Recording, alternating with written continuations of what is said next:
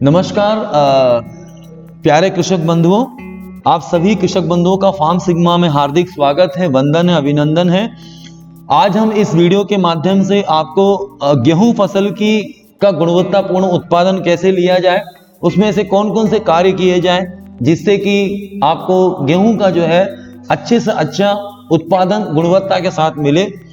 और आप सभी कृषक बंधुओं से जिन्होंने इस चैनल को सब्सक्राइब नहीं किया है वे कृपया करके इसे सब्सक्राइब कर लें और साथ ही साथ बेल आइकन को भी दबाने का कष्ट करें।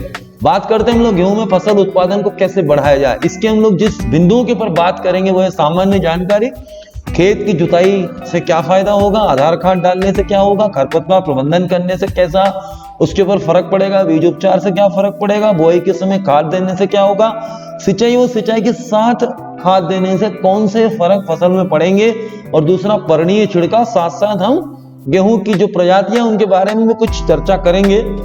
अब जो सामान्य जानकारी है, आप सभी को मालूम है जो गेहूं जो है वो भारत में पंजाब, हरियाणा, उत्तर प्रदेश, मध्य प्रदेश साथ करीब करीब सारे राज्यों में, सिर्फ दक्षिण भारत को छोड़ करके गेहूं सभी जगह होता है। खास करके तमिलनाडु में गेहूं नहीं हो सकता क्योंकि वहां पर जो है चावल खाने का या धान जो है उसको खपत ज्यादा है। गेहूं में दो प्रजातियां पाई जाती है। वैसे तो गेहूं में बहुत सारी प्रजातियां होती है, जैसे ट्रिटिकम एस्टिवम होता है, ट्रिटिकम ड्यूरम होता है, ट्रिटिकम डाइकोकम होता है, इसी प्रकार मोनोकोकम, डाइकोकम। अभी जो चपाती वाला गेहूं है उसमें 2n बराबर 42 गुणसूत्र जिसको क्रोमोसोम बोलते हैं, और ड्यूरम या कठिया गेहूं जो है 2n बराबर 28 गुणसूत्र पाए जाते हैं। गेहूं में जो है ग्लूटीन अधिक होता है, इसीलिए इसमें जो फूलने की क्षमता हो जाती है, और जो प्रोटीन जो होता है उसमें जो थायमिन और जो नियासिन होता है प्रचुर मात्रा में होता है। गेहूं की फसल के अंदर में खास करके जितने भी आपके ग्रेमिनेसी कुल के या खाद्यान्न वाला जो कुल है उसके अंदर में जिंक और मैग्नीशियम की बहुत ज्यादा आवश्यकता होती है, और हमारी जो भारतीय भूमि है वो जिंक के अंदर में काफी डेफिशिएंट होती है, इसलिए हमको इसको एडिशनल जिंक जो है इसमें जानना पड़ता है। खास करके इसमें जो रेशे की मात्रा बढ़ जाती है और उत्पादन में भी इन दो तत्वों से जो है काफी वृद्धि होती है।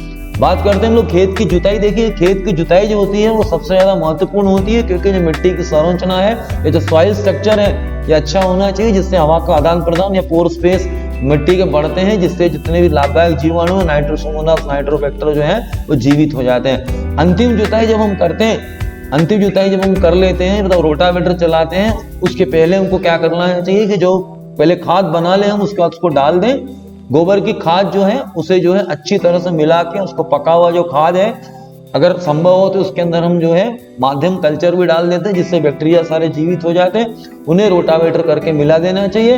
अगर हमारे पास वर्मी कंपोस्ट है तो वो भी हम जो है गेहूं जितना हम कपा हुआ गोबर के खाद देते हैं उससे आधी से आधी मात्रा में हम वर्मी कंपोस्ट भी हम गेहूं में दे सकते हैं।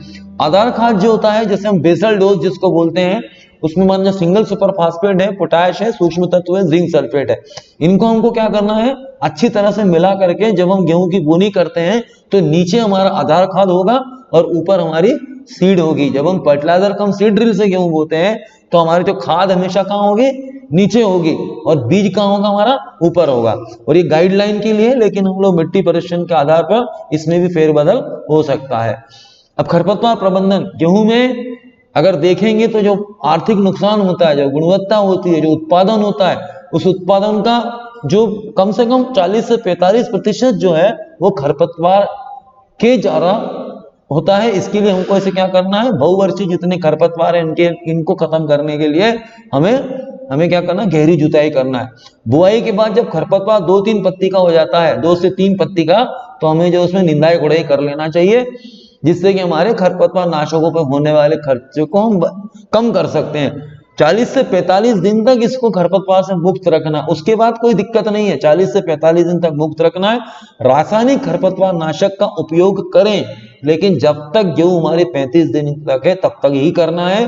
खास करके 2,4 डाइक्लोरो डाइफिनाइल एसिटिक एसिड, जो इथाइल ईस्टर जो होता है वो 3 मिली, और क्लोडिनेफॉप प्रोपरग्राइल, ये जो है ये दवा दोनों मिला के करेंगे तो सकरी और चौड़ी पत्ती, जैसे हमारा बथुआ है, चिनोपोडियम एल्बम है, और जो सकरी पत्ती वाले खरपतवार हैं उनके नियंत्रण के लिए, जैसे गुलगिड्डा वगैरह है, इनके नियंत्रण के लिए हम दोनों दवाइयों को मिलाएंगे।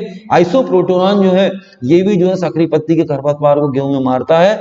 मेटसल्फुरान मिथाइल जो है वो 0.8 ग्राम 1 लीटर पानी प्रति लीटर पानी में उनको इतनी ही मात्रा उसकी देनी है, और 35 दिन तक जब गेहूं हो उसके पहले पहले इसको कर लेना है।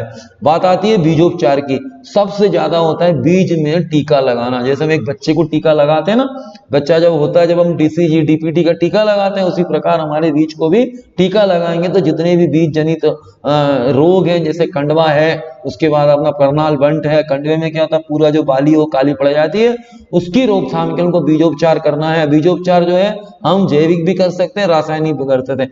जैविक उपचार करते हैं, FIR अपनाना है, फंजीसाइड, इंसेक्टिसाइड। इसमें क्या होगा FIA।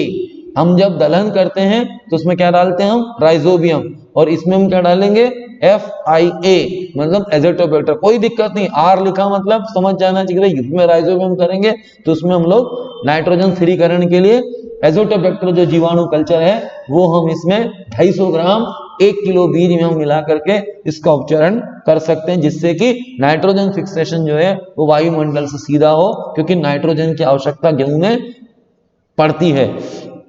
अब हम बात करते हैं कि बुआई के समय हम क्या करना है। बीज की मात्रा 60 से 80 किलोग्राम। उर्वरक ग्रेड क्या होगा 12-32-16, DAP 40, ये हम उपयोग कर सकते हैं। खाद की मात्रा 40 किलो ही बीज मात्रा लेनी, 40 किलो प्रति एकड़। ज्यादा बीज दर लेंगे तो पौध संख्या ज्यादा होगी, प्लांट पॉपुलेशन हमको उतनी ही रखना है जितनी ऑप्टिमम प्लांट पॉपुलेशन रखेंगे तो लीफ एरिया इंडेक्स है वो भी हमारा सही आएगा। बुआई कैसे करना, सीड ड्रिल से करना है, फर्टिलाइजर कम सीड ड्रिल, जिसमें कि नीचे होगी खाद, ऊपर होगा बीज। उसके बाद बात करते हैं सिंचाई।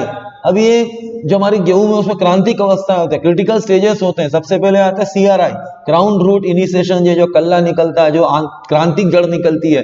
उसके बाद टिलर्स का विकास। देखिए बीज जो गेहूं है उसका एक पौधा किससे बनता है, जितने टिलर्स होंगे उसको मिला के गेहूं का एक पौधा बनता है। तो कल्लों के विकास के लिए, उसके बाद तने में गांठ बनते समय, फूल आते समय, जब ईयर एंड आते हैं, स्पाइक्स आते हैं, स्पाइकलेट आते हैं, दूध बनता है और दाना पकता है।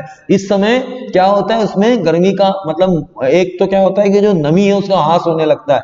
उस समय हम मिनी माइक्रो स्प्रिंकलर भी गेहूं में लगा सकते हैं, इससे नमी का ह्रास नहीं होगा। टर्मिनल हीट स्ट्रेस, जो गेहूं में जब कटाई होती है, जब दूध भरने लगता है, उसमें टर्मिनल हीट स्ट्रेस की प्रॉब्लम आती है, उस समय मिनी माइक्रो स्प्रिंकलर से हम सिंचाई दे सकते हैं। सिंचाई के समय हमको खाद कौन कौन सी देनी, पहली सिंचाई में यूरिया 50 किलोग्राम, दूसरी सिंचाई में DAP प्लस माइक्रोन्यूट्रिएंट मिक्सचर और 25 किलोग्राम प्लस 4 किलोग्राम, मतलब DAP 25 किलो और 4 किलोग्राम माइक्रोन्यूट्रिएंट लगे तो इसके साथ हम माइक्रोराइजा भी डाल सकते हैं। कि माइक्रोराइजा डालेंगे तो क्या होगा, जितना ये DAP में जो 18-40 मतलब 40 जो फास्फोरस है उसकी पूरी मात्रा जो है पौधे को मिल सकती है। बात करते हैं परणी छिड़काव की। परणी छिड़काव गेहूं में बहुत जरूरी है, क्योंकि क्या होता है कि जो गेहूं का जो ऊपर से दवा जो खाद होती है वो अच्छी तरह से नीचे तक चली जाती है। जैसे 19-19-19 है, उच्च वनस्पतिक 12-61-0 माइक्रोन्यूट्रिएंट चिलेटेड कॉपर की कमी आती है तो क्या होता है मालूम आपको, इससे क्या होता है किसान भाई, कॉपर की अगर कमी आती है तो जब हमारा जो ईयर हेड स्टेज होता है उसके अंदर में जब ग्रेन फिलिंग होती है अंदर, जो फिलिंग के अंदर में क्या तकलीफ होने लगती है, तो जाना जल्दी से जो है वो दूध नहीं बनाता है, इसलिए कॉपर डालना बहुत जरूरी है। दूसरा, कॉपर फंजीसाइड का भी काम करता है, जिससे कि हम फफूंद रोग को भी रोक सकते हैं। दूध बनते समय फास्फोरस की जरूरत होती है, माइक्रोन्यूट्रिएंट की जरूरत होती है, चिलेटेड जिंक की बहुत कमी देखी गई खास करके ग्रेमिनेसी कुल में। दूसरा, दाना पकते समय हमको 0050, क्योंकि इसके अंदर 17.5% सल्फर होता है, जो कि जितनी भी बायोलॉजिकल एक्टिविटीज होती है, जैविक क्रियाएं होती है, उनको बढ़ाने का काम कौन करता है, आपका सल्फर। और पोटाश है तो उसके चमक है, वजन है, बीमारी को सहने की क्षमता जो है पोटाश से आती है। अब हमारा जो फार्म सिग्मा मोबाइल एप्लीकेशन है, इसके बारे में मैं थोड़ा कहना चाहूंगा। हमारे जितने जो वेंडर्स जुड़े हुए हैं, जिनके किसान हैं उनके साथ जुड़े हुए, उनको इसको डाउनलोड कराएं, हमारे किसानों को डाउनलोड कराने में मदद करें। जो हमने बार कोड देते हैं वो बार कोड सीधे उनको बताइए कि बार कोड जो है उससे उठे, तो आपके भी काम में व्यवधान नहीं आएगा। किसान अपने आप ही उसको डाउनलोड कर लेगा, जिसमें उसकी पूरी जानकारी मिलेगी। जैसे अभी 70 फसलों की जानकारी, पूर्वानुमान है, मौसम का, मंडी अपडेट्स है, व्यक्तिगत सलाह है, मिट्टी परीक्षण के आधार पर सलाह, ये सारे काम जो है इस ऐप के अंदर में होंगे। और हमारे ज्यादातर कृषकों के पास ये ऐप आराम से डाउनलोड कर सकते हैं। मैं बता दूं आपको कि मैं अपनी वाणी को विराम देने से पहले कहना चाहूंगा कि हमारे जो कृषक भाई जो है फेसबुक और इंस्टाग्राम में भी जाकर के इससे जुड़ सकते हैं और सारे जितने भी हमारी तकनीक है उनको वहां पर भी जोड़ करके उसका अध्ययन कर सकते हैं। इसी के साथ अपनी वाणी को विराम देता हूं। धन्यवाद। जय हिंद, जय भारत।